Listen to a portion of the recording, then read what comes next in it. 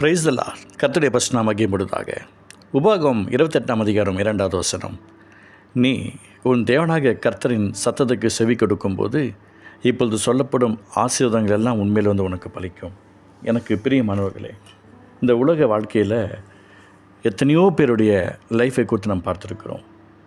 அதுவும் சில இடத்துல பார்த்தோம் அப்படின்னா கைரேகையை பார்க்குறவர்கள் இருக்கிறார்கள். சில இடத்துல கிளி ஜோசியம் சொல்கிறவங்க இருக்கிறாங்க.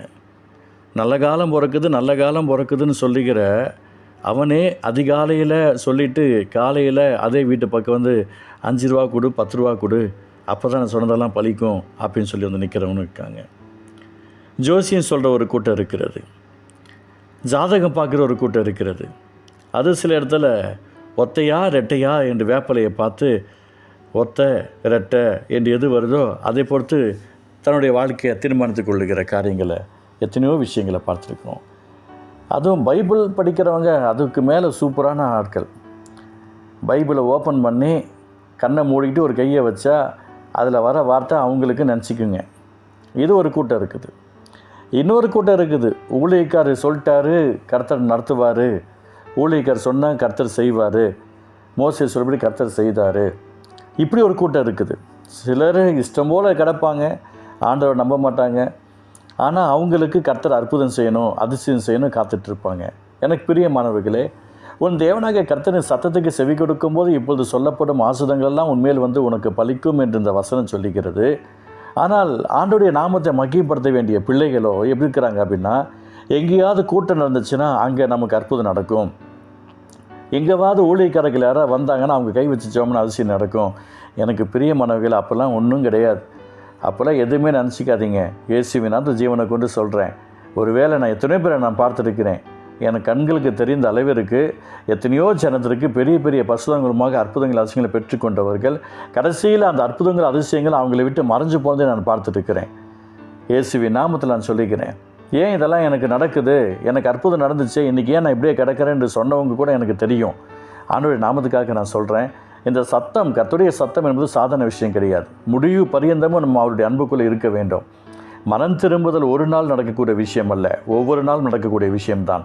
அப்போ இந்த கர்த்தருடைய சத்தத்துக்கு நாம் செவி கொடுக்கும்போது இப்போது சொல்லப்படும் ஆசீர்வாதங்களாக உன்மேல் உனக்கு பலிக்கும் என்று கர்த்தர் சொல்லிக்கிறாரு. யாருக்கு இந்த வார்த்தையை சொல்லிக்கிறார்?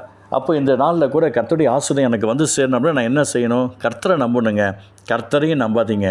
நீங்கள் கர்த்தரையும் நம்புனீங்கன்னா நிச்சயமாக நீங்கள் ஒன்றும் இல்லாமல் போவீங்க. இயேசுவின் நாமத்தில் சொல்கிறேன், 100க்கு 100 கர்த்தரை மட்டும் நம்புங்க. கர்த்தரை நம்பி பாருங்கள். உங்கள் வாயை அடக்குங்க, கண்ணை அடக்குங்க, இருதயத்தை அடக்குங்க, கர்த்தருடைய வார்த்தைக்கு நேராக நடங்க. அவர் சொல்லியிருக்கிறார், நான் உண்மையில் என் கண்ணை வைத்து உனக்கு ஆலோசனை சொல்லுவேன், நடக்க வேண்டிய பாதைகளை உனக்கு காட்டுவேன்னு சொல்லியிருக்கிறார். ஆண்டவர் உங்களுக்கு என்ன சொல்லியிருக்கிறாரோ அதை ஃபாலோ பண்ணுங்கள். கர்த்தருடைய சமத்தில் காத்துருங்க.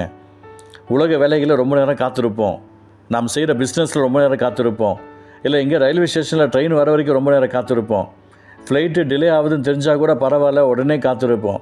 எனக்கு பிரியமானவர்களே, போக வேண்டிய பஸ்ஸு வரதுக்கு டிராஃபிக்குன்னு சொல்லிட்டு ஒரு வாரத்தில் சொல்லி முடிச்சுடுவாங்க, அதுக்கு காத்திருப்போம். ஆனால் ஆண்டவர் சமூகத்தில் கொஞ்சம் நேரம் எக்ஸ்ட்ரா காத்திருக்குன்னா அது மட்டும் முடியாது. டைம் ஆகிடுச்சு, நான் அங்கே போகணும் இங்கே போகணுன்னு சொல்லி சீக்கிரம் போயிட்டுருக்குறோம். எப்படிங்க கர்த்தருடைய ஆசீர்வாதம் நமக்கு பலிக்கும்? ஆண்டோடைய சத்தம் சித்தம் நம்முடைய லைஃப்பில் எப்படி சேரும்? அதனால் உங்களுக்கு நான் சொல்லிக்கிறேன், நான் பட்டணத்தில் ஆஸ்வதிக்கப்பட்டிருக்கணும், வெளியில் ஆஸ்வதிக்கப்பட்டிருக்கணும், என் கர்ப்பத்தின் கனியும் ஆஸ்வதிக்கணும், நிலத்தின் கனியும் ஆஸ்வதிக்கப்பட்டிருக்கணும், மாடுகளின் பெருக்கும் ஆஸ்வதிக்கப்பட்டிருக்கணும், ஆடுகளின் மந்தைகள் ஆஸ்வதிக்கப்பட்டிருக்கணும், மிருகச்செவிகளும் ஆஸ்வதிக்கப்பட்டிருக்கணும், கூடையும் ஆஸ்வதிக்கப்பட்டிருக்கணும், மாப்பிசைகிற தொட்டியும் ஆஸ்வதிக்கப்பட்டிருக்கணும், வருகையில் ஆஸ்வதிக்கப்பட்டிருக்கணும், போகையிலும் ஆஸ்வதிக்கப்பட்டிருக்கணும். விரோதமாய் எழும்பும் உனக்கு விரோதமாக எழும்பும் சத்துருக்களை கர்த்தர் உங்கள் முன்பாக முறியடிக்கும்படி ஒப்புக் கொடுப்பார். ஒரு வழியாக உனக்கு எதிராக உட்பட்டவர்கள் 7 வழியாக உனக்கு முன்பாக ஓடிப்போவார்கள். இதுலேயும் ஆசீர்வாதம் உண்டாகணும். கர்த்தர் கலஞ்சைகளின் கையிடும் எல்லா வேலைகளும் உனக்கு ஆசீர்வாதம் கட்டளையிடுவார். உன் தேவனை கர்த்தர் உனக்கு கொடுக்கிற திசையில் ஆசீர்வாதமாக இருப்பாய். இதுலேயும் நடக்கணும். உன் தேவனை கர்த்தரின் கட்டளைகளெல்லாம் கைக்கொண்டு அவர் வழிகள் நடக்கும்போது அவர் உனக்கு ஆணையிட்டபடியே உன்னை தமக்கு பரிசுத்தமாக நிலைப்படுத்துவார். இதுலேயும் ஆசீர்வாதம் உண்டாகணும். கர்த்தருடைய நாமம் உனக்கு தரிக்கப்பட்டது என்று பூமியின் ஜனங்கள்லாம் கண்டு உனக்கு பயப்படுவார்கள். இதுலேயும் ஆசீர்வாதம் உண்டாகணும். உனக்கு கொடுப்பேன் என்று கர்த்தர் தன் பிதாக்களுக்கு ஆணையிட்ட தேசத்தில் கர்த்தர் உனக்கு கர்ப்பத்தின் கனியும் உன் மிருக ஜீவன்களிலும் வலையிலும் நிலத்தின் கனியிலும் உனக்கு பரிபூர்ண நன்மை உண்டாக கட்டளையிடுவார். இதுலேயும் ஆசீர்வாதம் உண்டாகணும். ஏற்ற காலம் தேசத்தில் மழை பெய்யணும். நீ கைது செய்ய வேலையிலெல்லாம் ஆசீர்வாதத்தை பார்க்கணும். கர்த்தர் உனக்கு தமது நல்ல புகிஷாலேக அந்த நல்ல ஆசீர்வாதத்தை வானத்தை திறப்பார். அநேக ஜாதிகளுக்கு நீ கடன் கொடுப்ப, நீயோ கடன் வாங்காது இருப்பாய். பாருங்களேன், இன்று நான் உனக்கு விதிக்கிற கர்த்தருடைய வார்த்தைகள் எல்லாம் விட்டு விலகி வார்த்தைக்கு வேறு தேவைகளை சேவிக்கும்படி நீ வாழ்ந்துபடுவது சாயாமல் இன்று நான் உனக்கு விதிக்கிற உன் தேவனாக கர்த்தரின் கட்டளைகளை கைக்கொள்ளவும் அவைகளபடி நடக்கும் அவைகளுக்கு செவி கொடுத்து வந்தால் கர்த்தர் உன்னை வாலாக்கம் தலையக்கம் நீ கீழாவில் மேலாவாய். எனக்கு பிரியமானவர்களே, இந்த வார்த்தைகள்லாம் பலிக்கணும் அப்படின்னு சொன்னால் கர்த்தருடைய சத்தத்துக்கு செவி கொடுக்கணுங்க.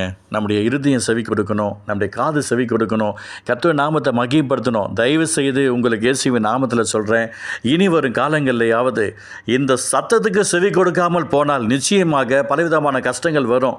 அந்த கஷ்டம் வரும்போதே மனம் திரும்புவது ரொம்ப நல்லது. கர்த்தராகிய இயேசுவின் நாமத்தை உங்களுக்கு சொல்லிக்கிறேன். கர்த்தருடைய சத்தத்துக்கு செவி கொடுங்க, அவனுடைய அன்புக்கு பயப்படுங்க, தேவ சமாந்தத்துக்கு நல்ல ஓடுங்க. ஒவ்வொரு நாளும் எதையாவது அவருடைய நாமத்துக்காக செய்வதற்கு உங்களை அர்ப்பணிங்க, ஒப்பு கொடுங்க, விட்டு கொடுங்க. கர்த்தர் உங்களுடைய வாழ்க்கையில் மிகப்பெரிய ஆசீர்வாதத்தை கர்த்தர் கொடுப்பார்.